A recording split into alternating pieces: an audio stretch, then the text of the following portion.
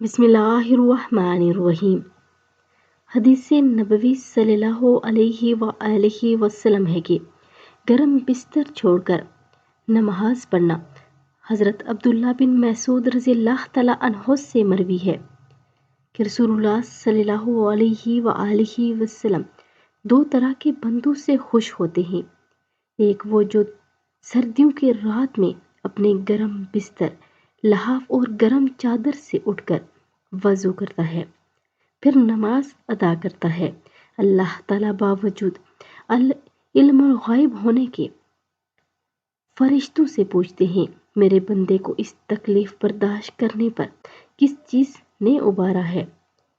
فرشتے جواب میں کہتے ہیں کہ وہ آپ کی رحمت پر امید لگائے ہوئے آپ کے عذاب سے ڈرتا ہے۔